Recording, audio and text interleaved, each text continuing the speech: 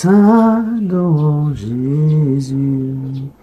Tu es digne de louange. Oui, tu es Alpha et tu es Alpha.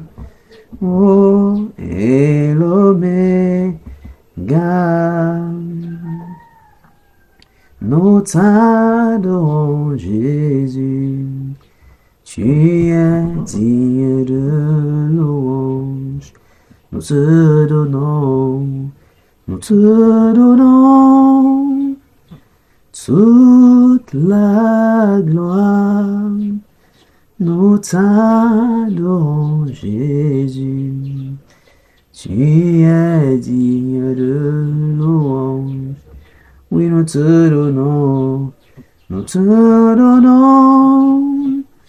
oui, toute la gloire. Nous t'adorons, Jésus. Tu es digne de louange. Oui, tu es Alpha et tu es la fin et l'Oméga. Nous t'adorons, Jésus. Tu es digne de louange. Oui, tu es Alpha, tu es la fin, oh, et l'Oméga.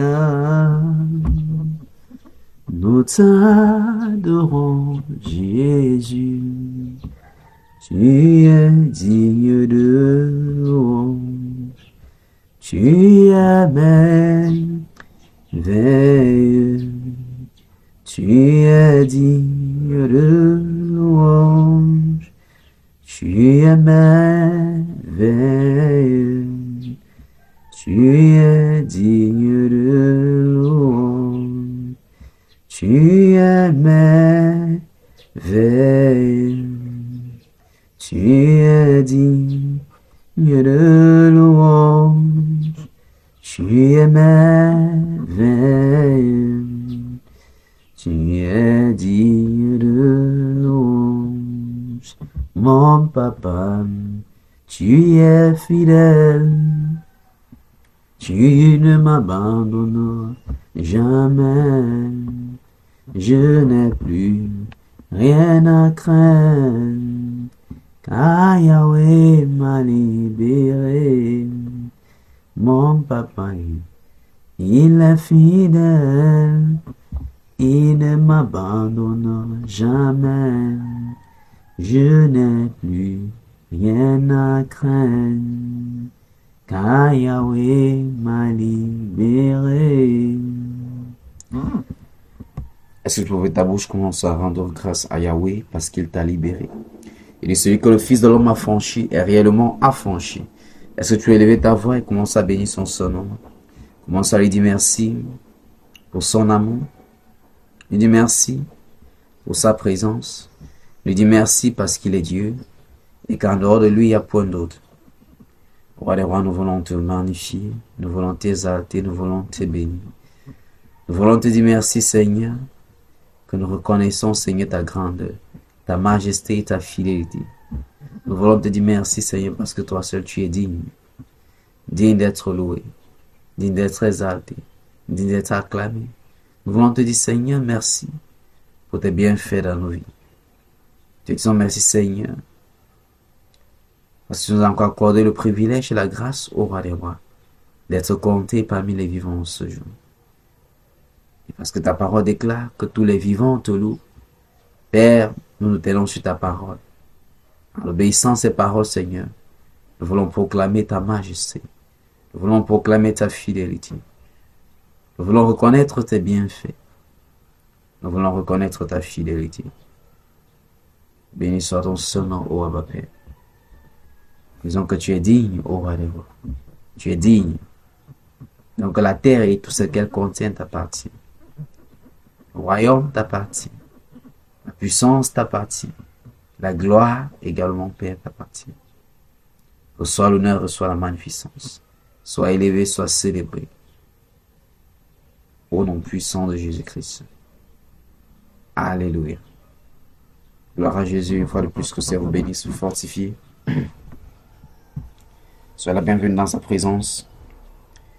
Et je vais t'inviter comme ça à prendre ton bloc, ton stylo et ta Bible avec toi pendant que nous naviguons dans sa parole.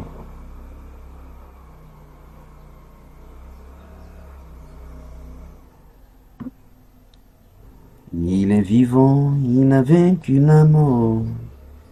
Mon Dieu est vivant, il a vaincu la mort. Jésus-Christ est vivant, il a vaincu la mort. Rédempteur vivant, il a vaincu la mort. Mets ta confiance en Jésus et tu verras. Il est vivant, il a vaincu la mort. Il est vivant, il a vaincu la mort. Jésus est vivant, il a vaincu la mort. Appelle, il te répondra. Oui, appelle, il te répondra. Oh, Jésus le roi des rois. Appelle, il te répondra. Appelle, il te répondra. Appelle, il te répondra. Oh, Jésus le roi de gloire. Appelle, il te répondra. Appelle, il te répondra. Oh, appelle, il te répondra. Oh, Jésus le roi. Appelle, il te répondra. Sois loué, sois loué, sois loué, sois loué, Seigneur Jésus. Sois loué dans ma vie, sois loué dans ma famille, sois loué, sois loué, Seigneur Jésus. Alléluia. Gloire à Jésus. Alors, est-ce que je peux commencer à dire, Seigneur, merci. Saint-Esprit, rends-moi ministère encore ce jour. Que ce que tu as prévu pour moi, donne-moi, Saint-Esprit, de recevoir cela pleinement. Ouvre ta bouche et parle à ton Dieu. Il te donne de recevoir pleinement ce qu'il a préparé pour toi, ce qu'il a prévu pour toi en ce jour, en ce moment. Il dit que ton cœur est disposé, que tu veux recevoir de lui, qu'il prend ce qui est de toi et qu'il te donne plus de sa personne. Il te donne plus de son caractère, de sa nature. Il te donne plus de son essence. Ouvre ta bouche et parle à ton Dieu bien-aimé. Abba Père, nous voulons te dire merci. Nous voulons encore te louer, t'adorer, te magnifier. Disons merci Seigneur pour ce moment. Viens prendre ta place. Au nom puissant de Jésus-Christ. Amen. Alléluia. Gloire à Jésus, nous continuons avec notre thème sur notre programme de jeûne et de prière. Parlant de la restauration divine et les principes du royaume. Nous avons ressenti le fait que pourquoi parler des principes du royaume? C'est cette partie qui nous interpelle à prendre notre responsabilité en tant que des enfants de Dieu.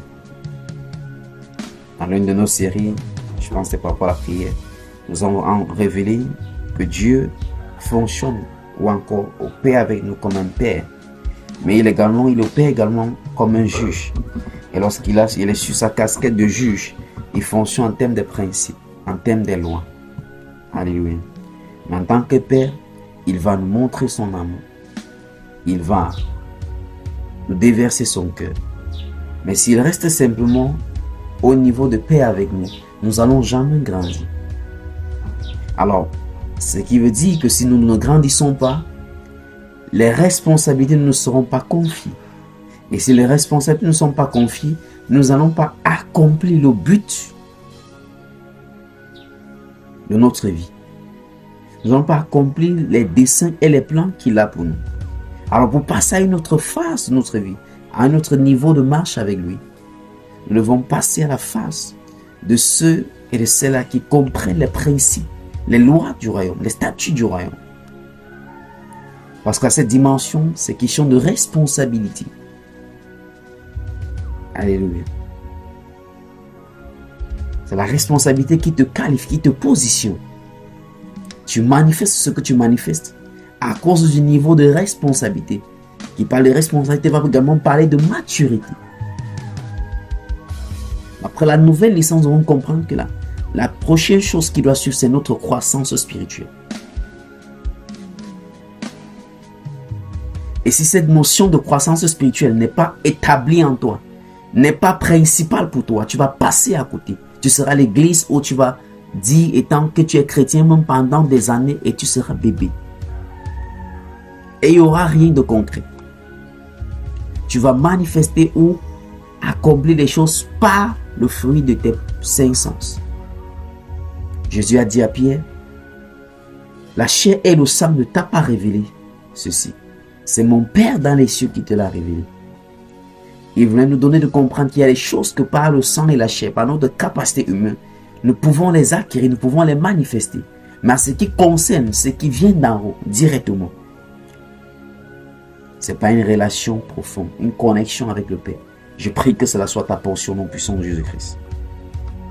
Nous avons vu ce qui concerne les principes du royaume. Nous avons touché le principe de la parole. Au commencement était la parole était avec Dieu et la parole était Dieu. Le fondement solide, c'est la parole. Et la parole a différentes facettes, différentes dimensions, prennent des différentes formes selon son contexte. L'apôtre Pierre va nous donner dans 1 Pierre 2 de nous comprendre que nous devons désirer du lait spirituel, qui est la parole de Dieu. Jean 15, verset 3, Jésus va dire que vous êtes purs à cause de la parole que je vous ai annoncée. La parole nous purifie. Lorsqu'on va dans Jérémie, je pense 23, 29 ou 29, 23, Dieu va dire, est-ce que ma parole n'est pas comme un feu qui dévore, comme un marteau qui brise le rocher? Là, on voit la parole dans une autre dimension. Nous allons dans Éphésiens au chapitre 6. Nous voyons l'épée de l'esprit qui est la parole. Donc, selon chaque circonstance, la parole prend les différentes facettes. Et c'est ta responsabilité, c'est ma responsabilité de se procurer de la parole quotidiennement.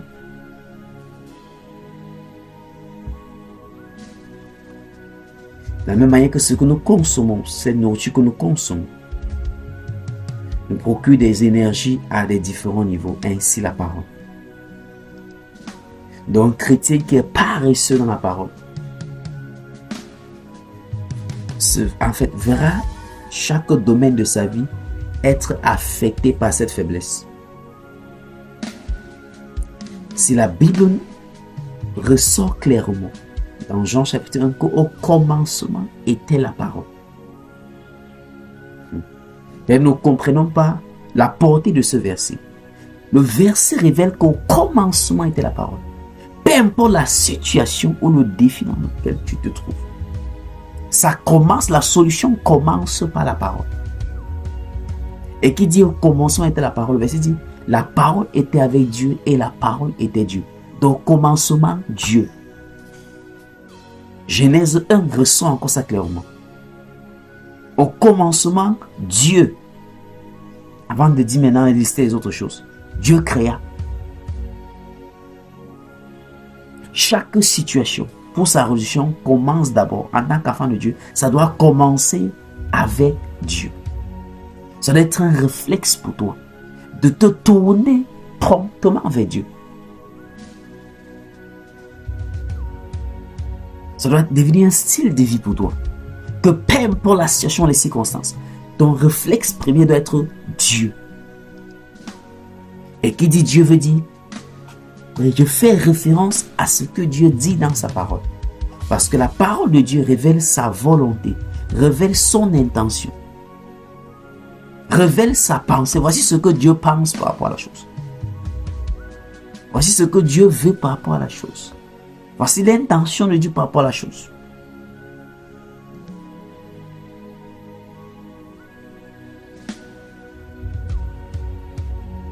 Donc nous devons nous abreuver quotidiennement de la parole de Dieu.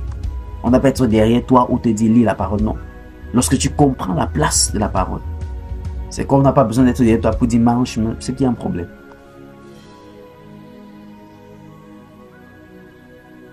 Parce que tu ne manges pas juste pour manger. Mais tu sais ce que tu as besoin. Tu sais ce que ça va te procurer. C'est pour cela que tu manges. La même chose avec la parole. Alléluia. Nous sommes allés au deuxième niveau, le niveau de les principes de la pensée dans le royaume.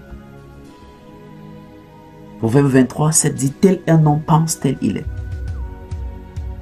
Nous sommes le reflet de nos pensées. Ce que nous gardons au niveau de nos pensées va déterminer ce que nous attirons.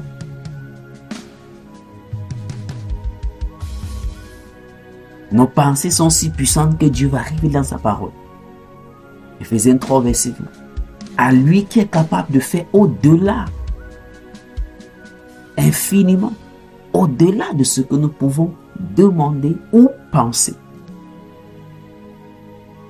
Il y a une relation directe, étroite, avec ce que nous disons et avec ce que nous pensons. Dieu n'écoute pas seulement les paroles qui sortent de ta bouche. Il écoute les pensées que tu émets dans les autres.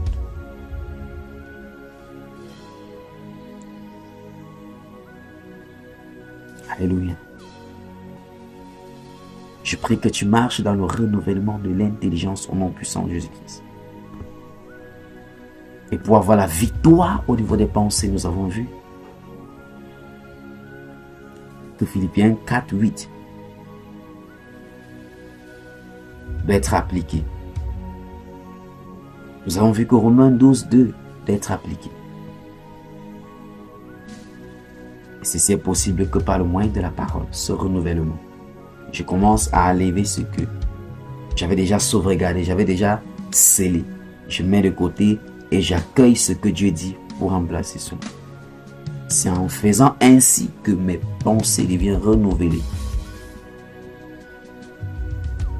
Alléluia.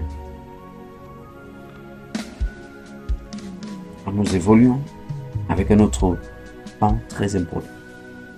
J'ai voulu d'abord engager ce principe avant d'entrer sur le principe de la prière et de la foi, etc. Le principe de la relation dans le royaume de Dieu.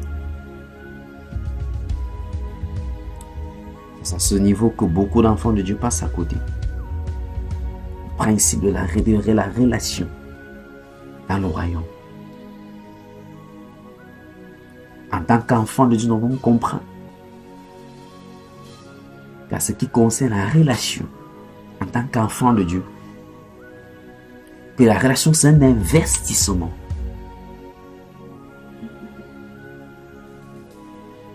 Et qu'elle est si importante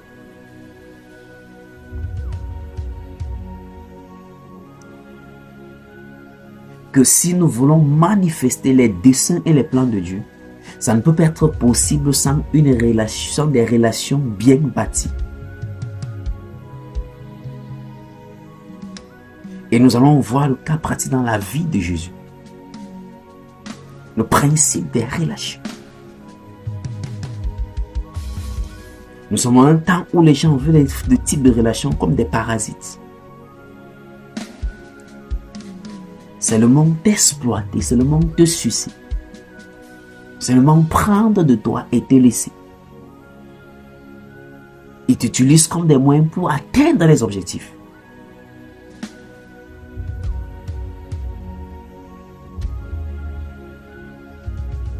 Principe des relations. Dans le cadre du royaume de Dieu, en tant que les enfants de Dieu que nous sommes, nous avons commencé avec la vie du Seigneur Jésus-Christ lui-même. Luc chapitre 2, verset 52. Luc chapitre 2, verset 52. Luc 2, verset 52. Tu es plus grand que ce que l'on dise. Jéhovah plus grand que ce que l'on dise. Tu es plus grand que ce que l'on dise. Jéhovah plus grand que ce que l'on dise.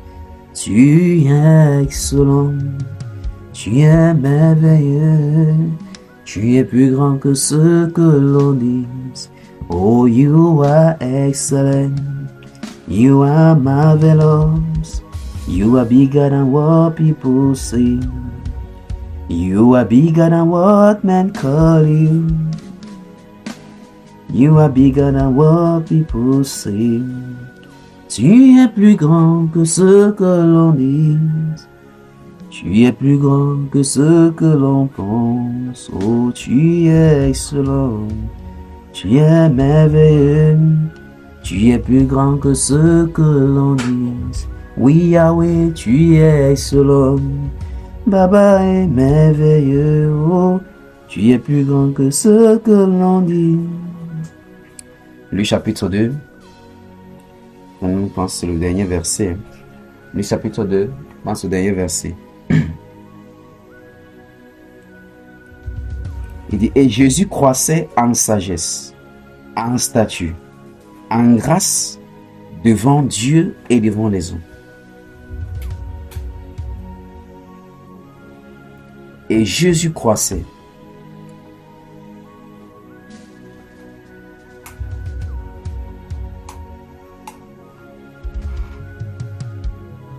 En sagesse, en statut, en grâce devant Dieu et devant les hommes. Voyons comment le Seigneur lui-même avait pris le temps de bâtir sa relation à deux volets. La relation avec le Père et la relation avec ses semblables. Il nous révèle la révélation que nous pouvons voir au travers de ce verset, c'est que si ta relation est uniquement avec le Père, tu auras des manquements. Si ta relation est uniquement avec les hommes, tu auras également un manquement. Ça doit être équilibré. Pourquoi? Parce que peu importe les cris ou tes pleurs ou tes prières que tu vas adresser au Père, il passera toujours par des hommes pour te donner la solution ou pour t'exaucer. Ça veut dire que l'exaucement quitte du Père ou la réponse quitte du Père, ça passe par les hommes pour venir à toi. Donc ça peut arriver que Dieu va donner la réponse à une personne lambda. Et à cause de cette personne qui détient la réponse que tu as demandé au Père, tu risques de souffrir encore pendant longtemps.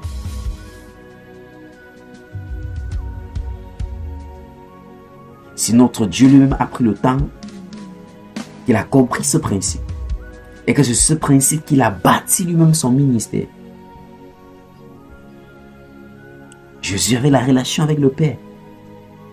Mais il avait également la relation directe avec les disciples. Au point où on va dire aux disciples, je ne vous appelle plus mes disciples, non. Je vous appelle mes amis.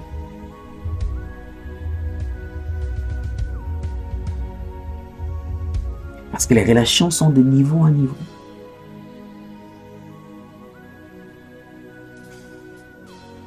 Alors, il va encore ressortir ce principe de relation avec ce commandement que nous connaissons tous.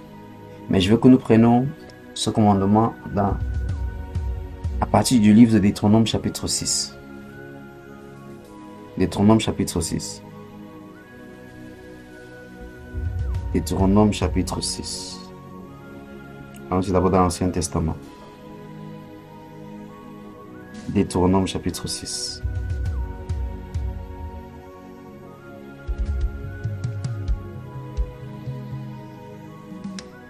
Deutéronome chapitre 6, regardons le verset 5. Deutéronome chapitre 6, regardons le verset 5. Deutéronome chapitre 6, verset 5. Il dit, tu aimeras l'Éternel, ton Dieu, de tout ton cœur, de toute ton âme et de toute ta force. Alléluia. Allons-y dans le Nouveau Testament. Marc chapitre 12, verset 30 à 31. Marc chapitre 12. Le livre de Marc, chapitre 12. Livre de Marc, chapitre 12. Nous regardons le verset 30 à 31. Marc, chapitre 12. Regardons le verset 30 à 31.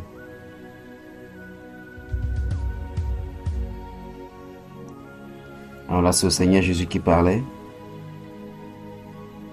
Prenons à partir du verset 29. Il dit, Jésus répondit, voici le premier.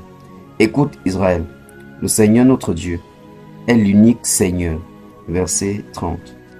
Et tu aimeras le Seigneur, ton Dieu, de tout ton cœur, de toute ton âme, et de toute ta pensée, et de toute ta force.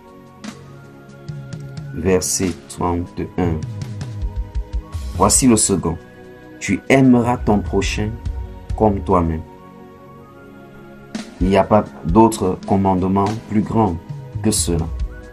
Parce que Jésus, là, c'est le Seigneur, notre Seigneur lui-même, qui nous donne encore ce commandement, qui contient le principe de relation. Il dit la première relation qu'un homme doit avoir, c'est d'abord sa relation avec Dieu. Et cette relation avec Dieu a des implications. Ça veut dire, si je dis que j'aime le Seigneur, ça doit être une relation qui implique mon cœur. Ça doit être une relation qui implique mon âme, qui implique ma volonté, qui implique mes pensées, qui implique mes émotions. Et ça doit être une relation également qui implique mes forces. Il dit de toute ta force, qui implique mon physique. La relation avec Dieu, c'est esprit, âme et corps. Ce sont le commandement de notre Seigneur dans Marc 12, du verset 30. Et la deuxième chose qu'il va nous donner encore, c'est celle avec les hommes. Et lorsqu'il arrive, il dit, tu vas aimer comme toi-même. Alléluia. Alors, la relation, nous parlons ici, c'est notre principe, dans le principe du royaume. Nous parlons du principe de la relation. Nous sommes simplement en train de dire que si tu ne comprends pas ce principe, tu serais un enfant de Dieu, certes, mais tu risques d'être frustré. Parce que Dieu passera par des hommes et des femmes pour accomplir les choses qui te concernent. Parce que Dieu passera par des hommes et des femmes pour que ce qu'il a mis en toi puisse être manifesté. Alléluia. Donc ce n'est pas quelque chose de choix. Mais tu dois être conscient et bâtir de tes relations intentionnellement. Nous pouvons dire que notre relation est verticale, c'est-à-dire avec Dieu, et elle est horizontale, c'est-à-dire avec les hommes. Et ça doit être équilibré. Et c'est seulement avec Dieu tu seras handicapé. Et c'est uniquement avec les hommes tu seras handicapé également. Nous nous souvenons de l'histoire de l'homme dans Jean chapitre 5. Dans la piscine de Bethesda, pendant 38 ans. Lorsque le Seigneur lui posait une seule question, quelle était sa réponse? Il dit, Seigneur, je n'ai personne. Donc, à cause de l'absence des hommes, ou de ce qu'on appelle encore les aides destinées, cet homme a fait 38 ans de maladie. Je prie dans le nom de Jésus-Christ, que cela ne soit pas ta portion au nom de Jésus. Alléluia.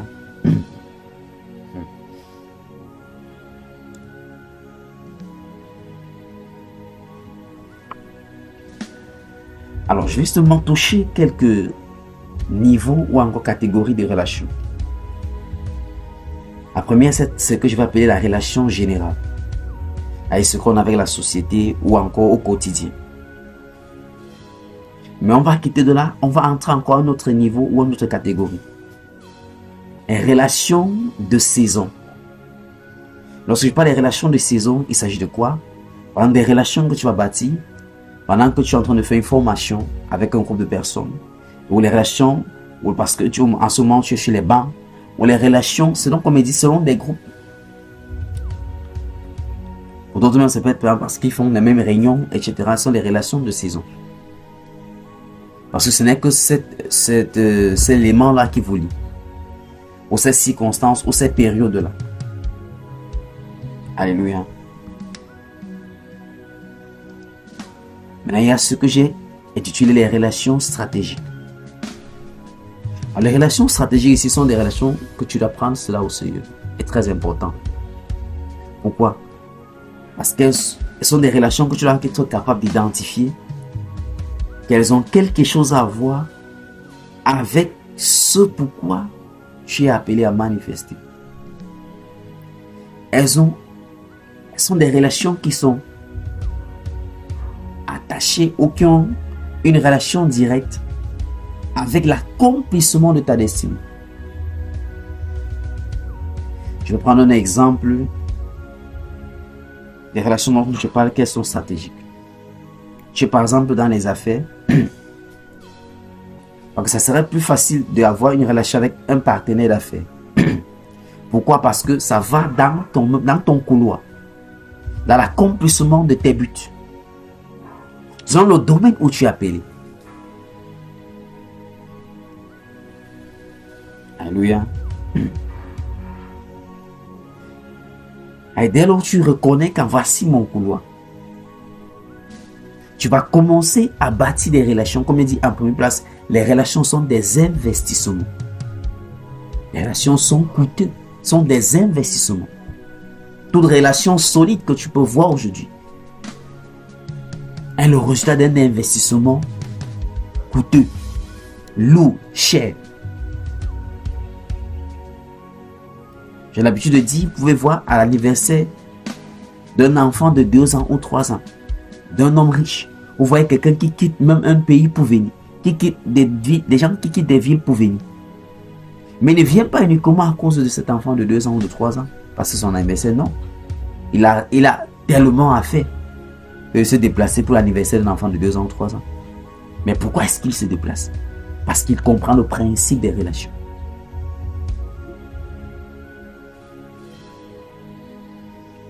Beaucoup d'enfants de Dieu échouent à ce niveau, à ce qui concerne bâtir des relations stratégiques.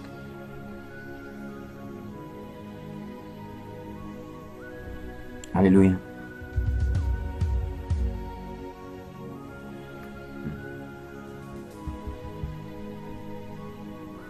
La question c'est, est-ce que tu as, à haut niveau tu es? Quelles sont les relations stratégiques que tu as déjà bâties?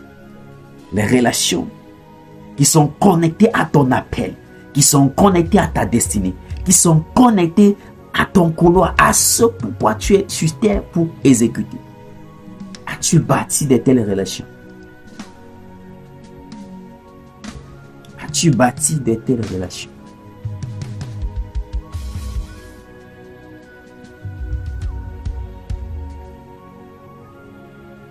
As-tu bâti de telles relations?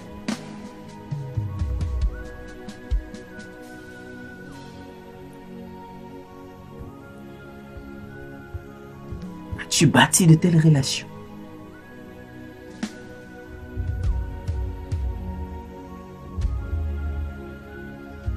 Et dans ce couloir où on fait des relations stratégiques, tu as besoin du discernement. Parce que tu vas devoir discerner que celui-ci là, il va dans le même couloir. Il a ce que j'ai besoin et j'ai ce qu'il a besoin. Il va dans la même direction. Alléluia.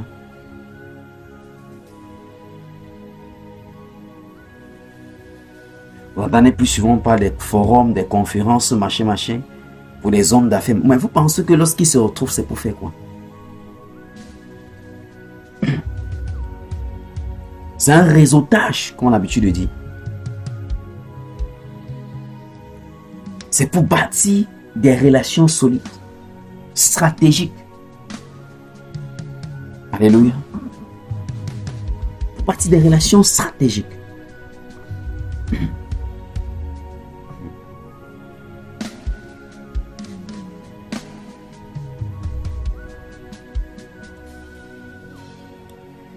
Des gens, des personnes qui sont dans les loges fonctionnent plus dans le couloir des relations stratégiques que les enfants de Dieu. Oui.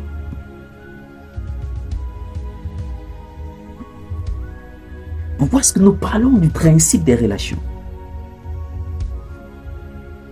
Parce que lorsque tu vas prier à Dieu pour l'élévation, il va passer par un homme pour t'élever. Il passera par une femme pour t'élever. Il passera toujours par les hommes, par les humains pour t'élever. Regardons tout au long de la Bible. Que ce soit pendant le ministère de Jésus-Christ sur terre. Mais il était Dieu. Mais que sont ceux-là qui l'ont aidé à accomplir son ministère, à accomplir l'œuvre salvatrice? C'était des hommes. Jusqu'à ce que lorsqu'il allait à la croix,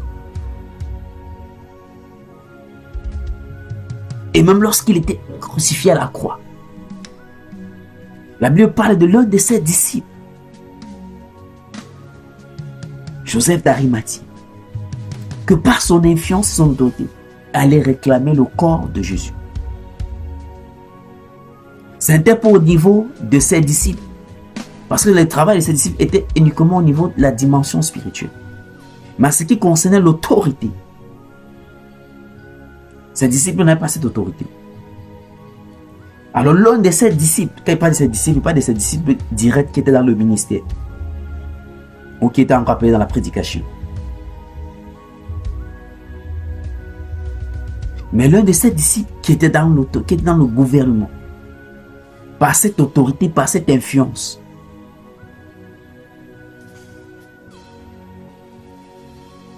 on lui a accordé le corps de Jésus, afin que cela puisse accomplir ce que les Écritures indiquaient. Alléluia. Même la tombe de Jésus, c'est cet homme Joseph d'Arimathie, par ses moyens, qui a mis à la disposition.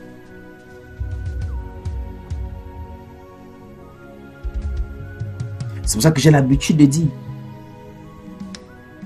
que plusieurs personnes qui vont aujourd'hui, parfois on dit qu'ils sont élevés, ont établi, ou qui ont atteint un certain niveau dans la vie, après se demandent lorsqu'ils chutent, ils chutent.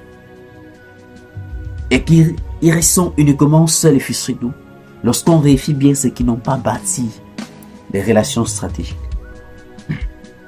Alléluia. Ils étaient emportés par leur temps de gloire. Parce que pour que tu bâtis les relations solides et stratégiques, ça a quelque chose à voir avec ton caractère, avec ton comportement. Il y aura un certain niveau, les gens vont rester à côté de toi à cause de ce que tu as, pas à cause de qui tu es. Les gens resteront à côté de toi, ou te seront fidèles, ou seront vrais avec toi, soit à cause de qui tu es, en termes de ta nature, de ton caractère, de ta personne, soit à cause de ce que tu as, à cause de tes acquis.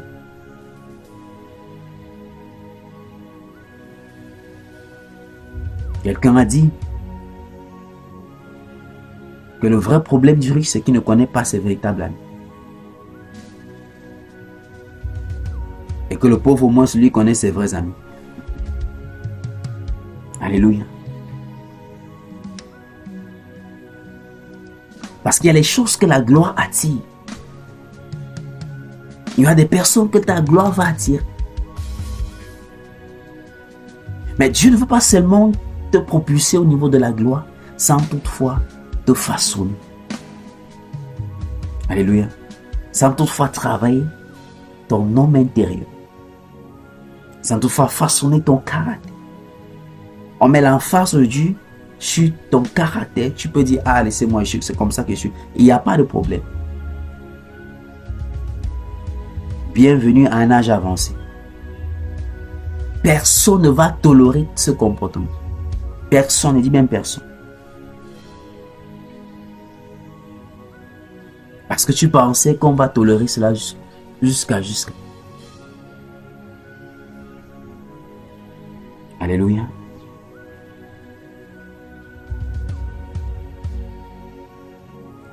Nous devons, en tant qu'enfants de Dieu, comprendre la place du principe des relations. Ce dont tu as besoin, Dieu les a déjà mis entre les mains de quelqu'un. La promotion qui te sera accordée, Dieu va toucher la beauté. C'est pour ça qu'il dit que le cœur des rois sont entre ses mains. Il va toujours passer par quelqu'un pour t'atteindre. Il passera par quelqu'un pour te donner ce que tu as demandé. Est-ce que tu as déjà prié un jour soudainement comme la chose tombe devant toi? Non. Il passe toujours par des personnes. Parce que lui-même, il respecte ce protocole.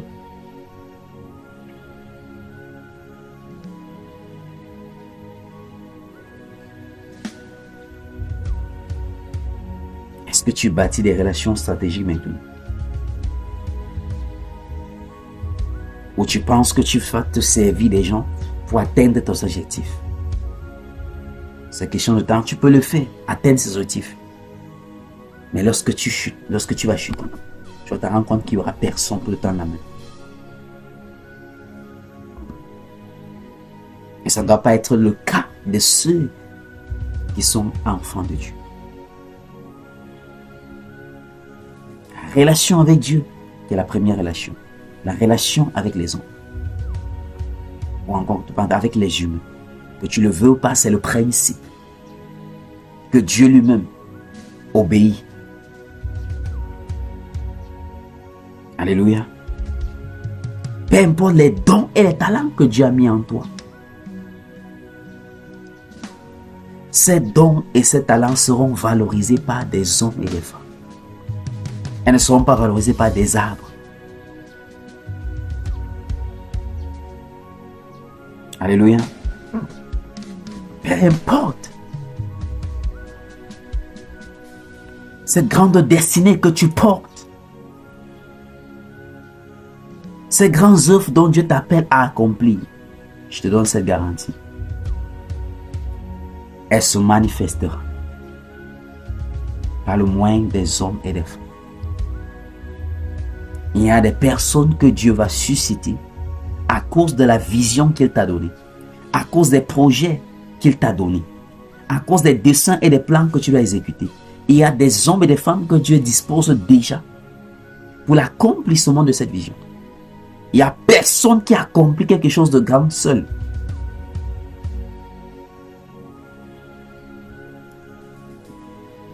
Même pas notre Seigneur Jésus. Notre Seigneur nous a révélé que tu peux bâtir des relations stratégiques. En sorte que même demain, à ton naissance, cette relation-là se dit, à cause de ma relation avec ton père, mais à cause de la relation que j'avais avec ta mère, peu importe ce que tu veux, peu importe l'heure, appelle-moi.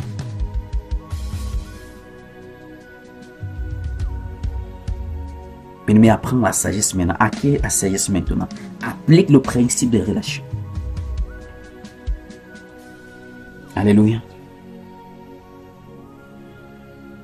Que un de ces jours, pendant que tu es en train de te casser la tête, tu tombes devant quelqu'un que d'une manière ou d'une autre,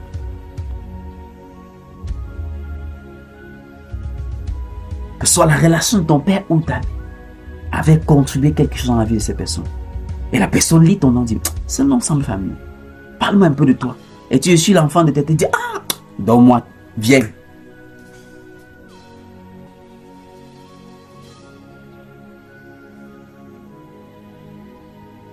Les portes s'ouvrent par des hommes et les portes se ferment par des hommes. Et tu ouvres ta bouche, tu commences à prier maintenant. Que tu demandes au Seigneur de t'aider.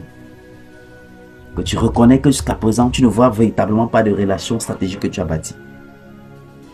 Et tu es là, l'âge avance. Tu n'es pas en train de rajeunir, tu vieillis. Ouvre ta bouche et crie à Dieu. Ouvre ta bouche et crie à Dieu. Ouvre Ouvre ta bouche et crie à Dieu. Ouvre ta bouche et crie à Dieu. Ouvre ta bouche et crie à Dieu, bien-aimé. Est-ce qu'à l'heure où nous parlons, y a-t-il quelque chose que tu as déjà bénéficié d'un ami de ton père ou d'un ami de ta mère? D'une relation stratégique que soit ton père et ta mère avaient bâti. Si tu as déjà eu à bénéficier, ou si tu bénéficies de ça, que cela te serve de leçon et dis, si je bénéficie de cette relation stratégique de mes parents, moi aussi je dois faire autant. Je dois bâtir des relations stratégiques afin que non seulement mes enfants mais ma descendance puissent en bénéficier. La Bible parle de David et de Jonathan. Ils avaient des relations stratégiques. Au point lorsque Jonathan est mort, des années après, David cherchait qui il devait aider dans la lignée de Jonathan. Il a rencontré un homme appelé Mephibosheth, paralysé des pieds. On le portait simplement. David a dit, mais il n'y a personne de la maison de Nathan que je puisse aider. De Jonathan que je puisse aider. J'ai eu une relation stratégique avec Jonathan. Il n'y a personne de sa lignée. On lui a dit, il y a un de ses petits-fils. Il y a un de ses arrière-petits-fils. Mephibosheth. Il a dit, faites-lui venir. Mephibosheth s'est assis à la table des rois à cause de la relation de son ancêtre. Nous avons hérité des relations toxiques. Ouvre ta bouche et crie à Dieu. Ô Père, aide-moi. Qu'en cette saison, que pendant que j'entre dans la nouvelle année, donne-moi, Seigneur, le discernement à ce qui concerne les relations stratégiques. Donne-moi, Seigneur, la grâce afin que je puisse bâtir des relations intentionnellement, des relations stratégiques. Aide-moi, ô Père. Ouvre ta bouche et commence à prier, bien-aimé. Peut-être ça peut peut-être ne pas avoir du poids maintenant, pendant que tu écoutes ça. Mais un de ces matins, comme on a l'habitude de dire, si ce n'est pas un matin, ça sera un soir. Tu vas te trouver dans une condition, tu as dit, mais comment réussir ça? Tu es seul parce que tu n'as bâti aucune relation. Les personnes qui bâtissent des relations ne sont jamais seules. La première relation que tu dois bâtir, c'est avec Dieu. La deuxième, avec les autres.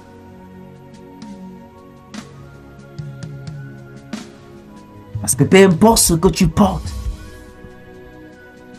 tu ne peux pas l'accomplir seul.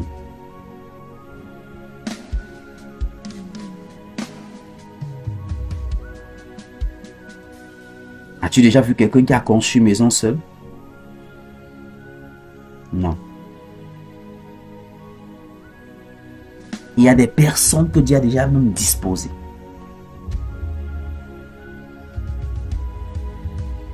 Des aides de destinée. Ce qu'on dit en anglais, Destiny Helpers. Pour venir à ton secours.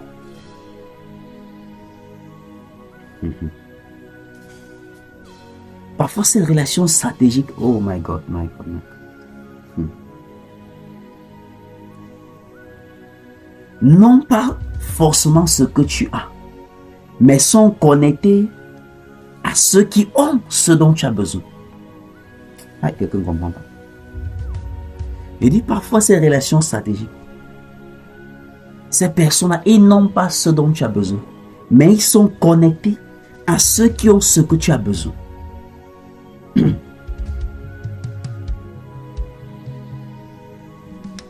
Mais pourquoi je parle?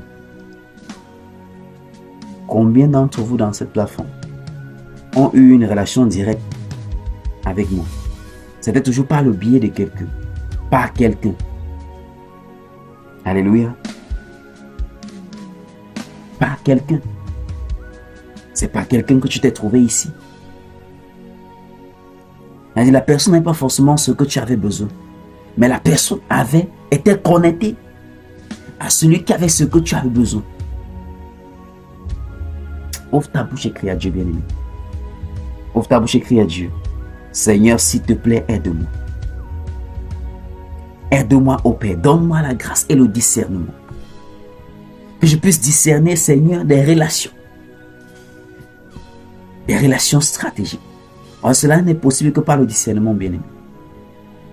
Combien de relations stratégiques des personnes dont tu devais bâtir des relations stratégiques sont venues, mais ta bouche les a chassées. Ton comportement les a mis hors de ta vie.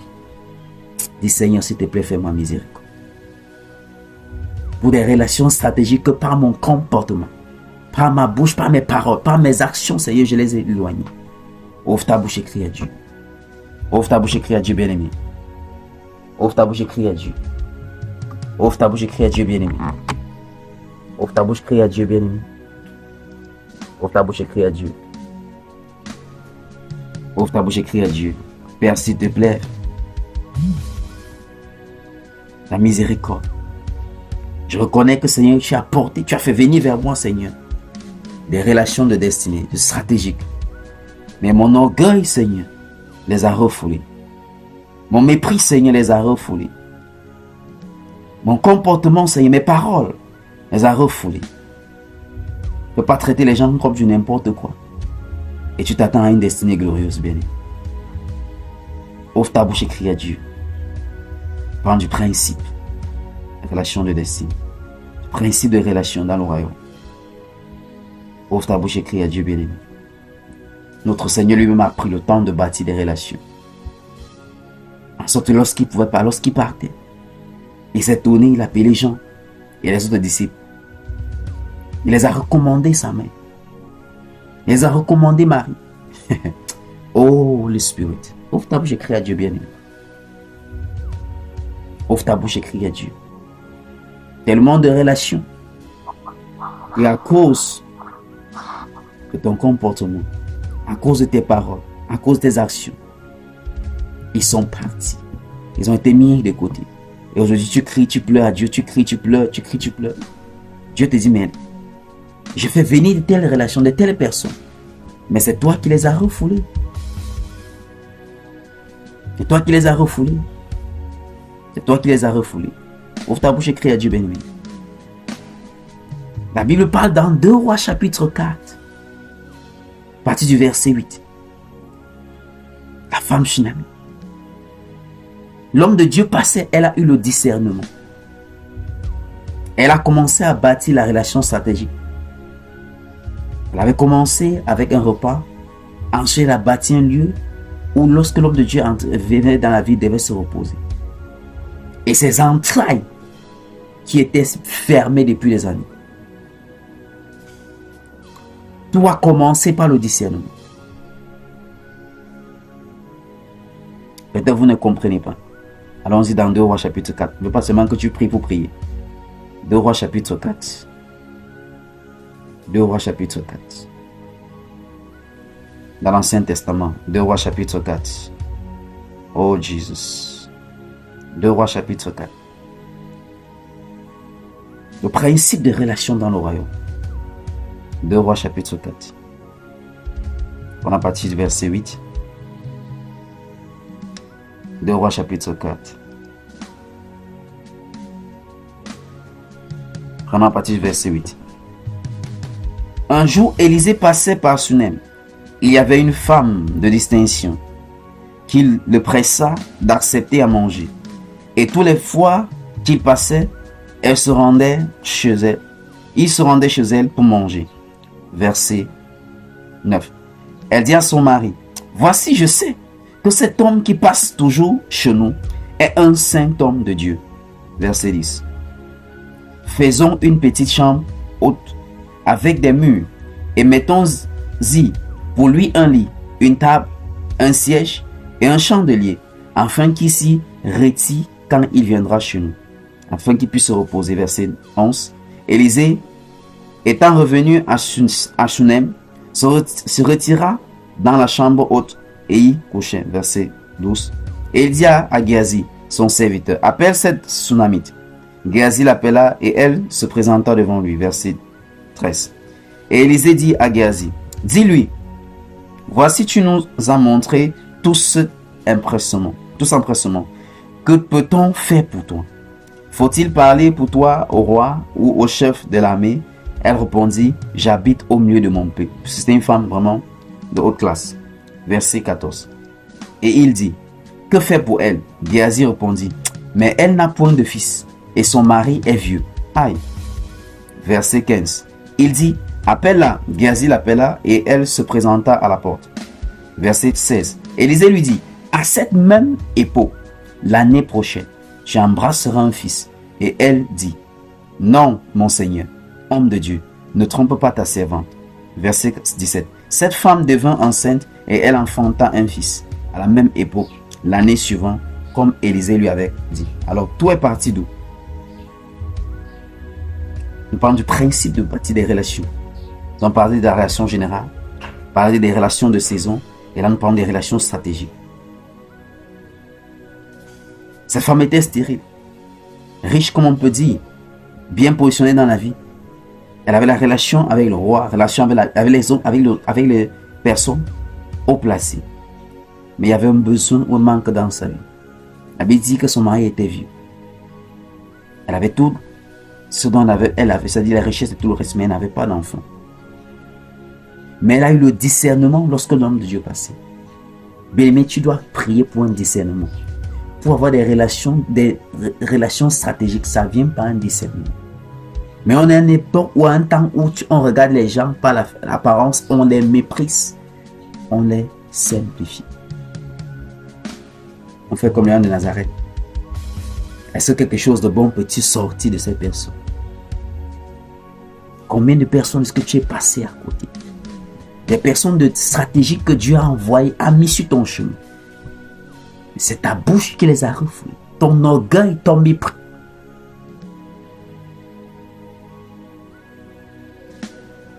Parce qu'ils n'avaient pas l'apparence que tu aimes. Ils n'avaient pas l'apparence que tu apprécies.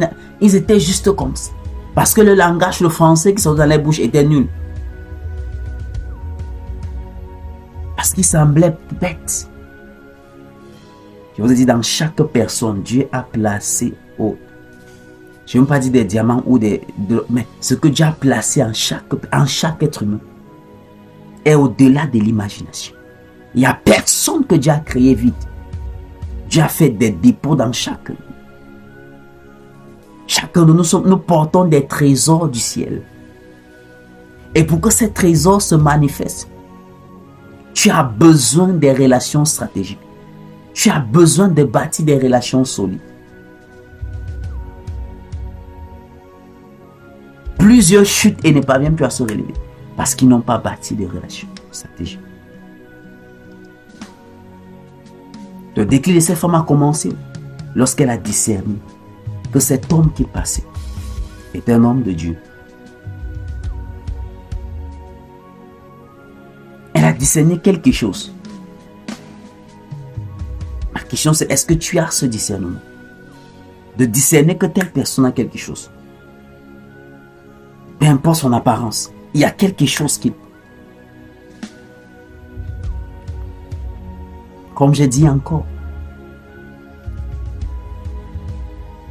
tous discerner la personne stratégique est juste question, comme je dis, de disposition de ton cœur.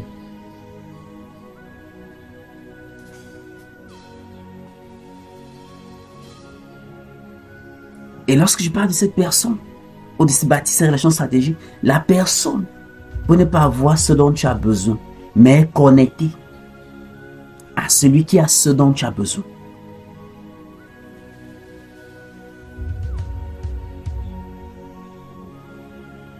Nous nous souvenons de la guérison de Naaman. Par la boniche qui est à la maison. Avec la lèpre, mais ça ne finissait pas. Un général de l'armée, un héros de l'armée, mais il avait la lèpre. Il était atteint d'une maladie qui n'avait pas de guérison. Elle a ménagé la boniche, une petite fille qui était dans les maisons. Heureusement qu'on la traitait bien. Elle allait dire à la femme de Naaman, à la femme du général, pardon, je sais que le général a une maladie, mais il y a un prophète, il y a un homme de Dieu qui peut aider le général. Je ne vais pas entrer dans l'histoire à cause du temps. On va même voir comment l'arrogance et l'orgueil Parce que lorsqu'il vient voir Élisée, Élisée dit, va te plonger dans l'eau cette fois. Il dit, merde, il m'envoie même me plonger dans l'eau sale. Donc il y a les eaux propres. Et la complice. Et c'est pour me dire, la manière que tu es compliqué. C'est comme ça que ta vie est compliquée. Tu compliques tout.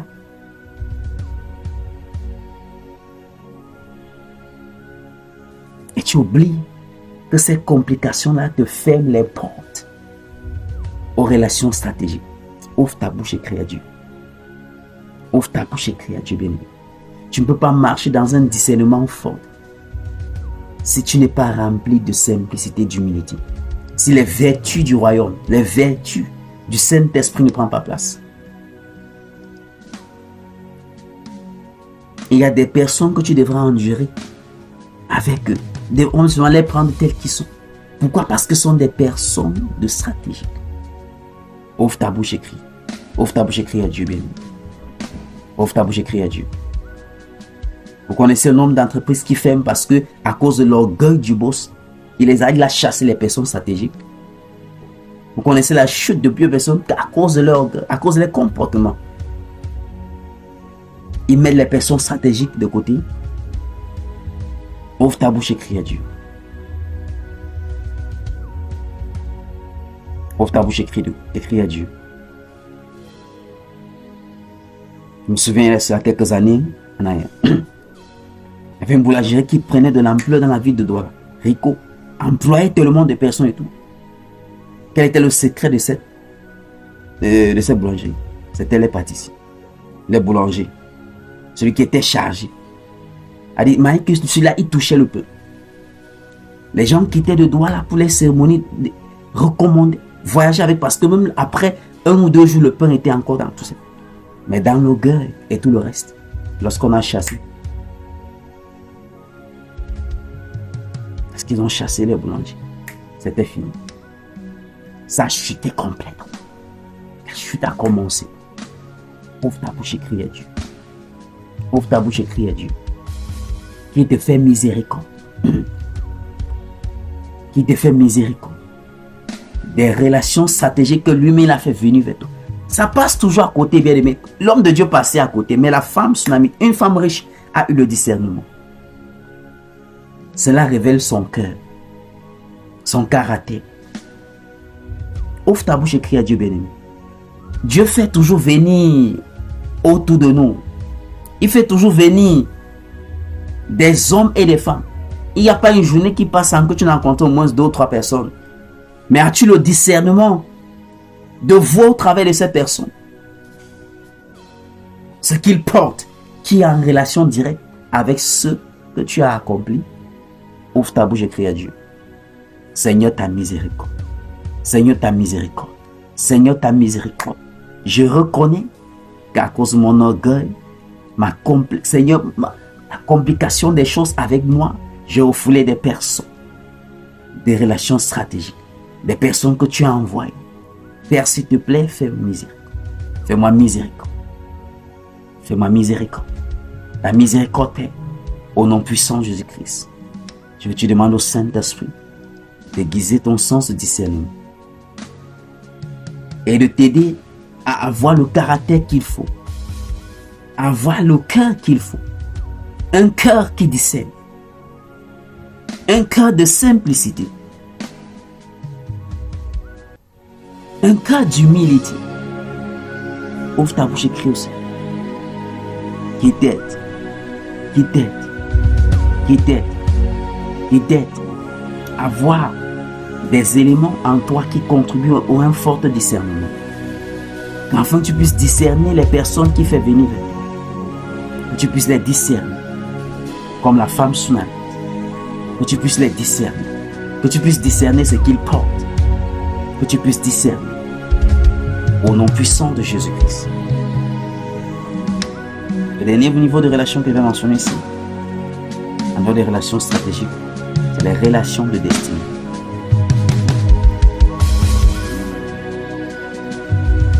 C'est la relation de destinée. Nous prenons Exode 20, verset 12. Est-ce que ça passe? Exode 20, verset 12.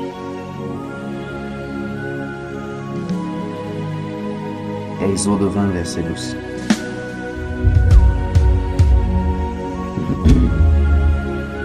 Exode 20, verset 12. Exode 20, verset 12.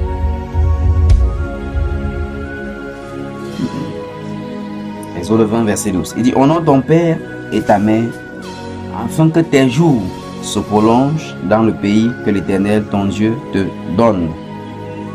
Éphésiens 6, verset 2 à 3. Éphésiens chapitre 6. Éphésiens chapitre 6. Éphésiens chapitre 6. Éphésiens chapitre 6. Éphésiens chapitre 6. Verset 2 à 3. Honore ton père et ta mère, c'est le premier commandement avec une promesse. Verset 3. Afin que tu sois heureux et que tu vives longtemps sur la terre. Alléluia. C'est ce que j'appelle les relations de destinée. Pourquoi est-ce que j'ai pris ce temps de toucher ces portions de versets? Si on ne prend pas les relations de destinée, déjà c'est dans le plan de Dieu. Alléluia. Ce sont des relations. Pourquoi je parle des relations de destinée? Parce que seul Dieu, il nous connaît et qui nous a façonné à son image et à sa semblance. Il a établi des plans et des projets pour nous. Qui sait ce que toi et moi devons accomplir. Lui seul peut nous aider à ce qui concerne ce couloir dont je parle des relations de destinée. Et lorsque je parle des relations de destinée, je prie à la première place nos parents biologiques. Nos parents biologiques. La Bible, nous avons pris deux versets qui ressortent des bien fondés.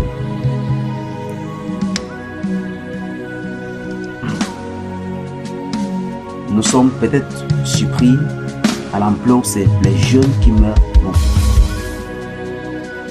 Mais est-ce que nous avons pris le temps de vérifier la portion de cette écriture?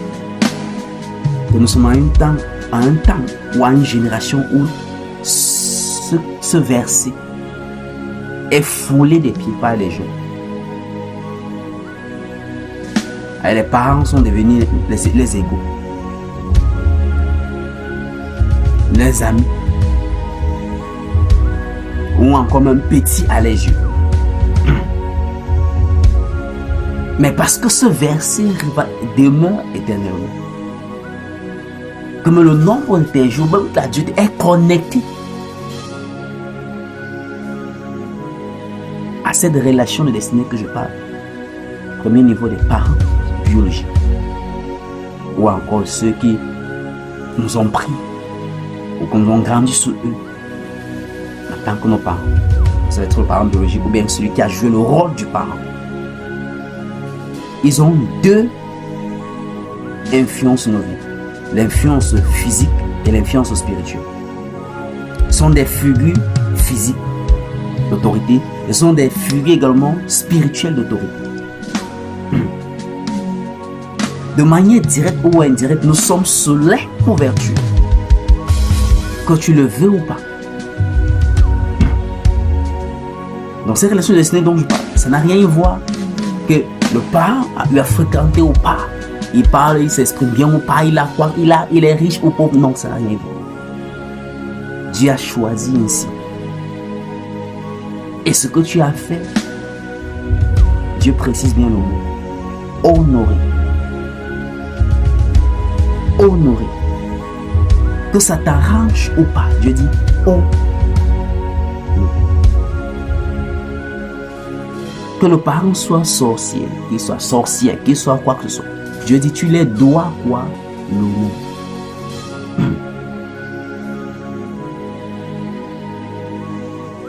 Une génération flattée par ce que la nouvelle technologie offre. Pense ce matin qu'on est supérieur, ou qu'on a grandi.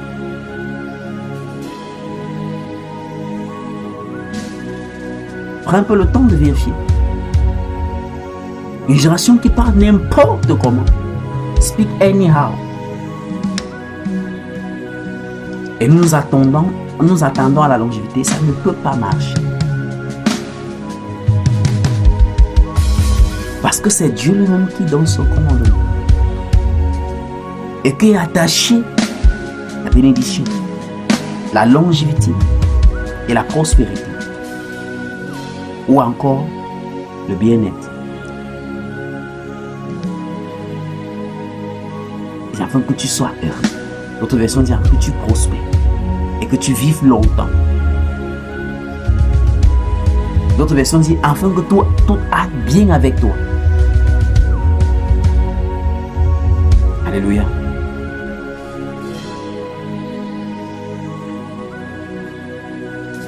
C'est pour cela qu'à l'absence, par exemple, de ses parents, d'être biologiques, s'ils ne sont plus, prie à Dieu qui t'aide à te soumettre sur des personnes qui vont jouer le rôle de ses parents. Alléluia. Ça peut arriver que peut-être au cas où tu te maries, ce père de la belle famille peut jouer, ou ton beau-père peut jouer ce rôle. Mais je dis bien, prie à Dieu. Parce que cette écriture doit s'accomplir sur ta vie. Lorsque de telles personnes parlent sur ta vie,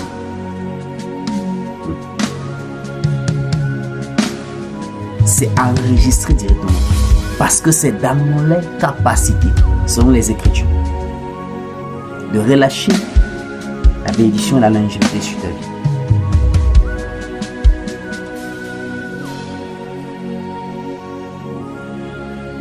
Alléluia. Le parent peut être comme l'habitude de dire. On n'a pas choisi le parent. Il peut être comme il est. Mais rassure-toi que tu marches dans l'honneur. Que tout ce que tu fais de ton mieux, de l'honneur. Est-ce que tu peux crier à Dieu? Est-ce que tu peux crier à Dieu? Ou celui-là qui a joué le rôle du parent sur ta vie. Est-ce que tu peux crier à Dieu? D'une manière ou une autre, que tu as déshonoré ceux qui ont cette casquette de parents sur ta vie, qui te fasse miséricorde. Qui te fasse miséricorde. Est-ce que tu peux crier à Dieu bien? Est-ce que tu peux crier à Dieu? Père, s'il te plaît, ta miséricorde. Père, s'il te plaît, ta miséricorde. S'il te plaît, ta miséricorde. S'il te plaît, ta miséricorde. S'il te plaît, ta miséricorde. S'il te plaît, ta miséricorde.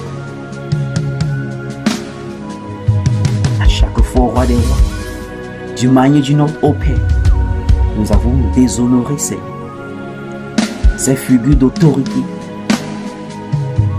physique et spirituelle que tu as établies sur nos vies.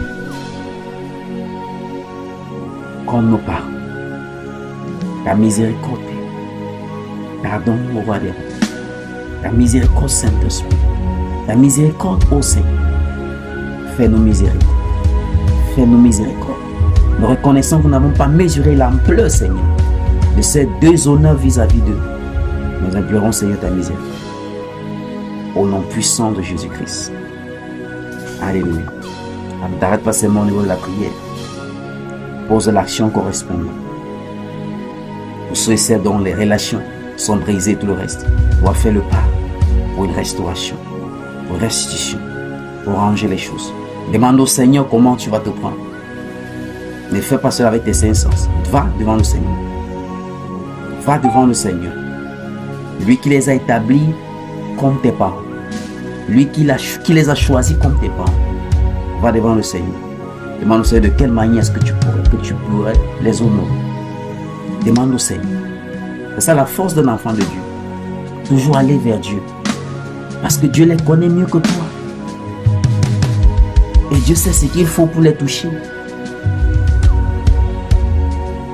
Isaac, lorsqu'il était déjà en âge avancé, il voulait relâcher la bénédiction. Il a dit à Jacob, va m'apporter à son fils Isaac apporte-moi le gibier, afin que lorsque je mange, que je puisse te bénir. Question, est-ce qu'il ne pouvait pas le bénir directement? Non. Il pouvait bien le faire. Mais il voulait se tenir sur quelque chose, sur un point de contact. Il voulait le faire comme ça avec la sagesse des anciens. Je prie dans le nom de Jésus-Christ que pour quiconque est sur le son de ma voix, dont la relation avec le parent est brisée, est cassée, est fissurée, que le Saint-Esprit qui convainc les cœurs, par la miséricorde qu'il accorde, il touche maintenant. Il touche maintenant. Et que pendant que tu feras le pas, sur la base de ce qu'il va te révéler, que les bras de tes parents te soient ouverts à nous. Que les cœurs te soient ouverts à nous. Qu'ils t'accueillent dans les cœurs encore nouveau. Qu'ils accueillent ce que tu fais encore nouveau. Au nom puissant de Jésus-Christ. Peu importe ce qu'ils ont fait, que ce soit en bien ou de mal. Peu importe ce que tu peux castiger de mal. C'est entre eux et Dieu. C'est entre eux et Dieu. C'est entre eux et Dieu. C'est entre eux et Dieu. Si je peux crier à Dieu. Seigneur, merci de m'inspirer. Merci de me révéler ce que je dois faire vis-à-vis de mes parents. Vis-à-vis de ce que tu as placé sur moi, Seigneur. Comme ces autorités physiques et spirituelles. Au nom puissant de Jésus-Christ. Je vais encore d'ici, bien aimé, les parents sont des couvertures. C'est pour cela que lorsqu'à l'absence d'un parent ou non, on voit Dieu rapidement prendre la place. Pourquoi est-ce que Dieu se déclare le père des orphelins? Pourquoi est-ce qu'il se déclare le mari des veuves? Pourquoi que ce n'est uniquement des paroles? Non. Parce qu'il faut cette couverture. Oh my God. Il faut cette couverture rapide sur les enfants ou sur la vie. Parce que c'est un fondement qui doit rester stable. Dieu dit, il est le mari des veuves. Il est le père des orphelins. À l'absence du père, il couvre rapidement. Il devient le substitut. Alléluia. Tu pries dans le nom de Jésus-Christ. Et tu commences à bâtir, soit intentionnel en termes de relations. Ton élévation détermine le type de relation que tu bâtis. L'accomplissement dans la vie détermine des types de relations que tu vas bâtir. Il y a également ceux qui viennent maintenant après les parents biologiques ou ceux qui jouent le rôle des parents.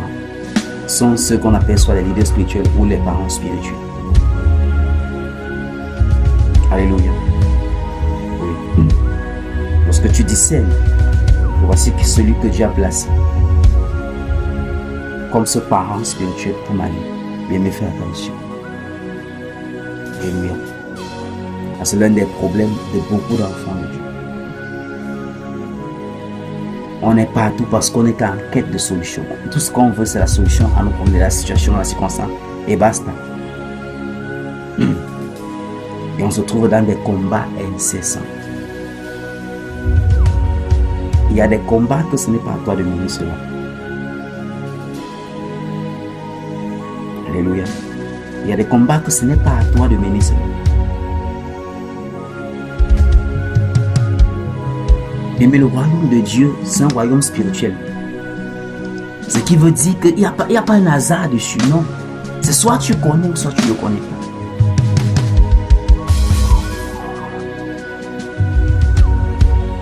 C'est comme naviguer sur un fleuve. Alléluia. Et pour aller loin, tu as besoin d'être super.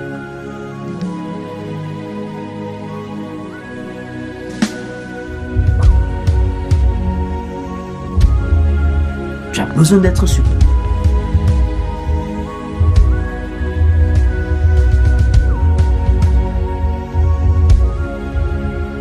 C'est pour ça que tout au long de la Bible, vérifie. Chaque fois que le Seigneur criait à Dieu, Dieu faisait toujours les référer toujours vers les autorités spirituelles.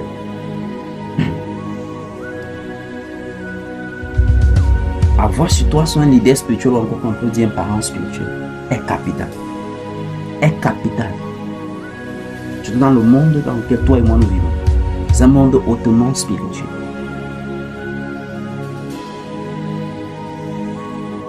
Le parent spirituel joue le rôle de couverture spirituelle. Il y a des choses qui ne vont pas t'atteindre tout simplement parce que tu es sous sa couverture. Que tu le veux pas, de la même manière qu'il y a les choses qui ne vous atteignent pas parce que les parents biologiques sont là.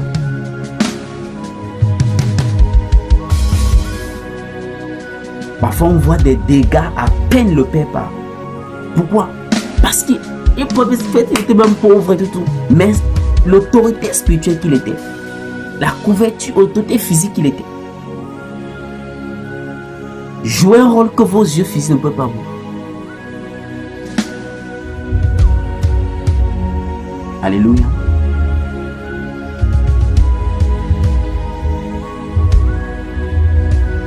Dans les relations destinées, premièrement, nos parents, ceux que Dieu nous a donnés, les parents biologiques, et ensuite viennent les parents spirituels ou des autorités spirituelles. Beaucoup d'enfants de Dieu ne peuvent pas s'identifier ou on ne peut pas identifier qu'ils sont sur une autorité spirituelle. Non. Ils ne peuvent pas. Alléluia. Parce que le même principe, il va selon, nous avons lu Exode 20, verset 12, et Ephésiens 6, verset, le principe de l'honneur. C'est tout.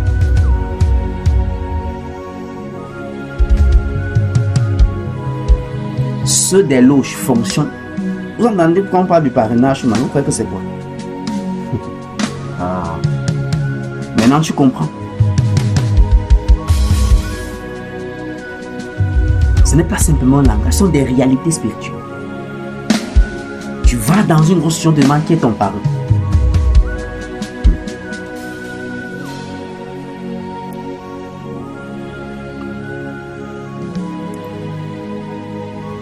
Nous connaissons les grosses écoles d'administration dans notre pays. Vous y entrer, on te demande qui est ton parent. Oui.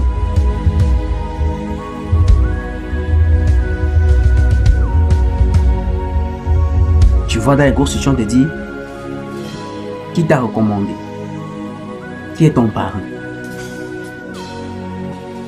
On prend ce langage à la légère. Mais on ne sait pas que ce sont des choses, sont des réalités spirituelles. Mais je vais te dire une chose, ou encore je vais encore nous dire quelque chose.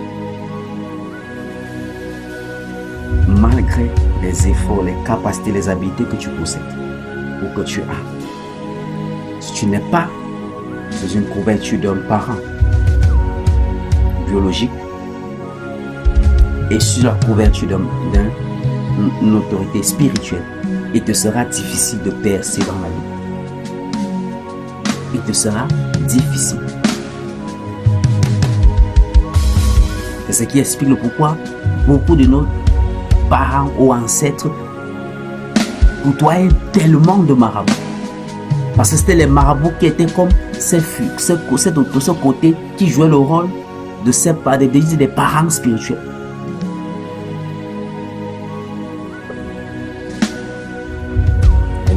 Oui, il y a des familles qui ont même les marabouts. Ça y est, c'est le marabout qui est le parent spirituel.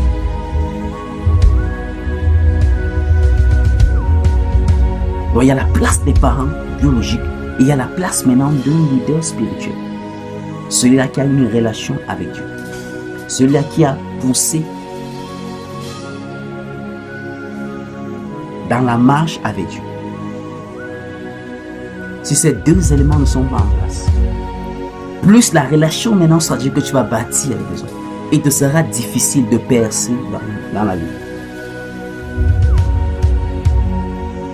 Avec ce que nous venons de ressortir, vérifiez tous ceux qui sont au sommet, tous ceux qui sont à des niveaux élevés. Vérifiez ces éléments, vous allez voir. On vous dit son parent, c'est Dieu. C'est-à-dire en dehors des parents biologiques. Parce que lorsqu'on entre dans le couloir ou dans l'aspect spirituel, il faut des personnes qui sont du dos pour te couvrir, ou pour combattre, ou encore, dis-moi, pour jouer ce rôle. Alléluia. Le fait que Dieu, dans sa parole dans Jérémie, il dit qu'il va nous donner des bergers, qu'il va nous donner des leaders, ce n'est pas pour notre plaisir, non. C'est pour des réalités spirituelles que tu vas rencontrer.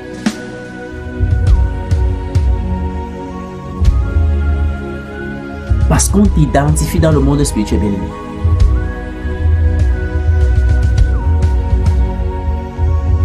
Dans le monde spirituel, on veut savoir qui est ta couverture. On veut savoir qui se tient devant toi.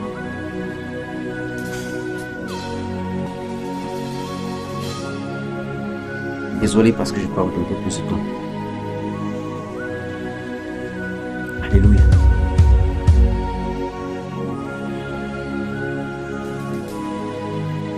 Lorsque tu discernes que c'est ici l'autorité spirituelle que Dieu a voulu que je sois, bien aimé, suis les recommandations. Donne-toi.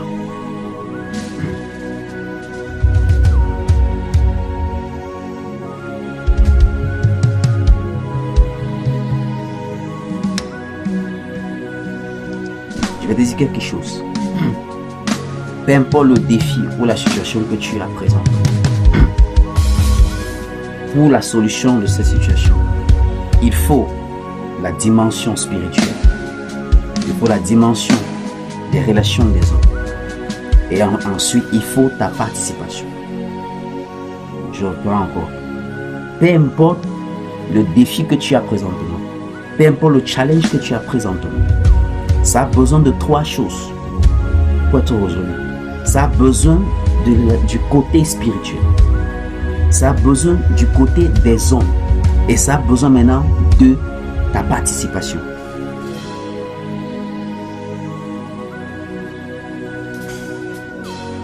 Nous allons lire, parce que nous parlons également de la restauration et les principes du royaume.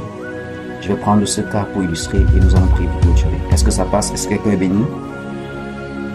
Alors nous allons toujours retourner dans le livre de 2 Rois chapitre 8 pour illustrer de manière pratique, ce que j'aime bien, que les enseignements soient simples et que l'on comprenne ce qu'il doit faire.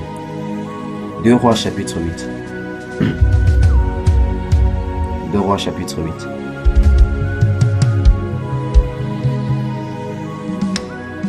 Les Rois chapitre 8 dans l'Ancien Testament. Les Rois chapitre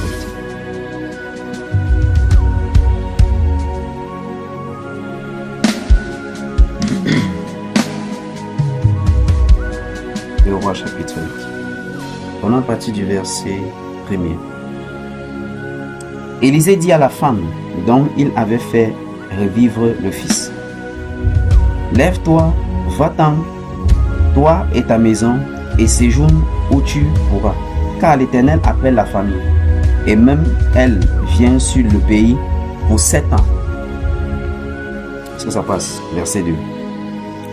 La femme se leva et le fit selon la parole de l'homme de Dieu.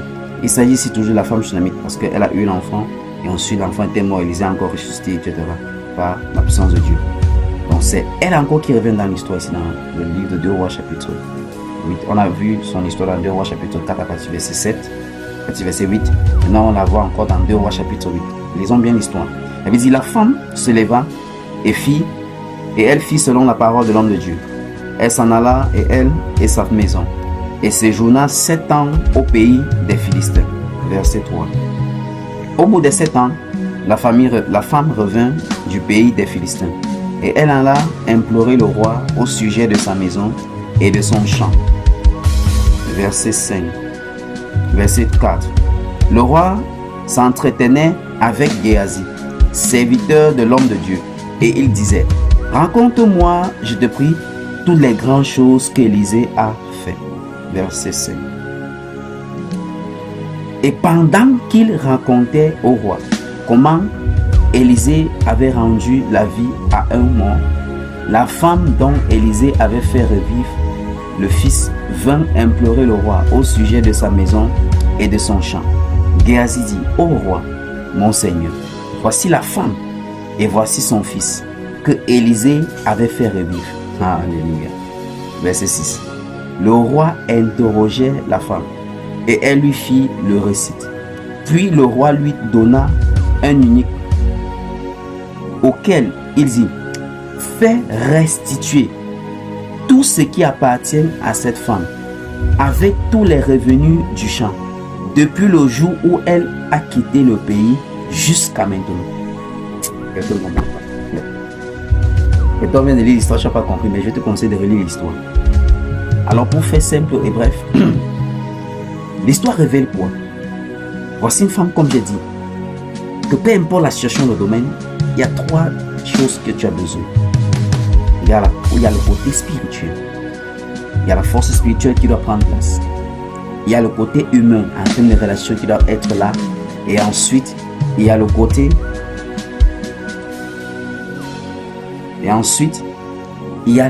de ta participation, de ta personne également. Alors, lorsqu'on a lu le premier verset, de 2 Rois 8, Élisée c'est lui qui avait d'abord en première place prophétisé, dit à la femme, l'année prochaine, tu auras un fils. Pourquoi la femme avait discerné? Il est devenu l'autorité spirituelle sur la vie de cette femme. Et lorsqu'il avait la révélation que Dieu devait envoyer la famille, pendant 7 ans, il a dit à la femme, va dans un autre pays ou va dans une autre contrée que tu veux, de ton choix. Parce que ce que Dieu est en train de vouloir, ce que Dieu va faire dans ce pays, ça va se passer pendant 7 ans. Donc va ailleurs. Alors c'est comme ça que la femme va migrer, aller dans un pays voisin, pays des Philistins, en laissant sa maison, les terrains et tout ce qu'elle avait. Parce que c'est une femme riche. Nous avons vu dans 2 Rois 4. Alors, la Bible dit, Élisée, là c'est la relation dont je parle. Vous vous souvenez de Géasi, serviteur d'Élisée, à la première place dans 2 Rois chapitre 4. Alors cette femme a bâti ses relations avec eux. Alors pendant ce temps, voilà maintenant la faveur de Dieu qui est à l'œuvre. Pendant qu'il est en train de raconter au roi, le roi dit, parle-moi des miracles, des choses que ton maître Élisée avait accomplies. Et la Bible dit, il a commencé qu'avec l'histoire de la femme dont Élisée avait ressuscité le fils. Il s'agit de la Sunamite, la femme riche qui était d'abord stérile. Elle lit l'histoire dans 2 Rois 4. Verset 8. Alors par la Bible, pendant qu'il est en train de raconter, vous voyez le contact humain, relation stratégique. La femme s'est présentée. Et le roi, relation humaine toujours, va ordonner à l'un de ses serviteurs, retournez avec cette femme, qu'elle vous montre sa maison, là où sa maison était et ses terrains qu'elle avait il y a 7 ans. Tout cela lui soit restitué. Et non seulement que cela soit restitué, mais les terrains là qui ont été exploités depuis 7 ans, qu'on restitue également les produits de 7 ans. Que la restauration soit manifeste. Je sais que ce qui t'intéresse, c'est la restauration. Mais comprends le principe de relation stratégique, le principe de la relation divine, la relation avec Dieu. Comprends le principe de la relation de destinée. Elle avait cette relation avec le serviteur de Dieu, Élisée. Et c'est celui qui était serviteur de l'homme de Dieu qui va raconter son histoire, son nom prié.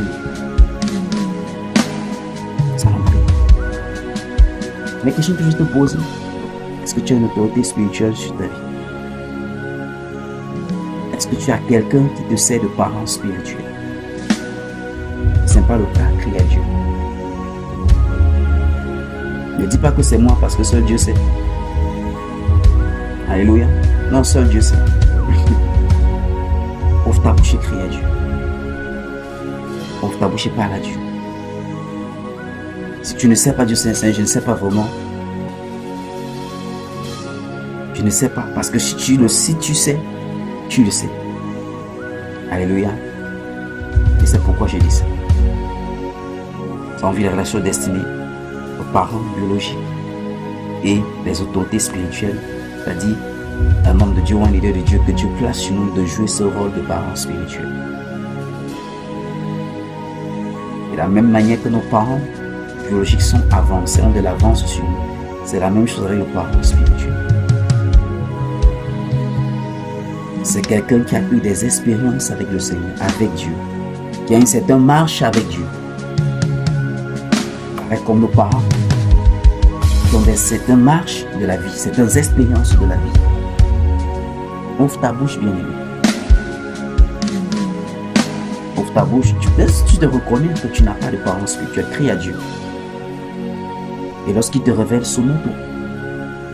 Et la clé, c'est quoi la clé de l'honneur? Exode 20, verset 12. Éphésiens 6, verset 3. L'honneur.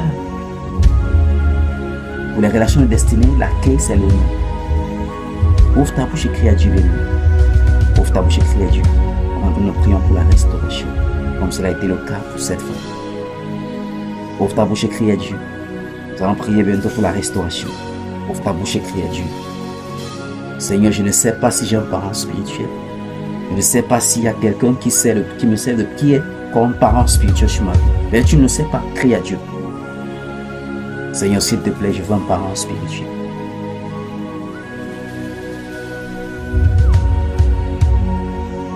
C'est toi qui donnes, Père. Merci de me le donner. Dis dans Jérémie 29, je vous donnerai des bergers.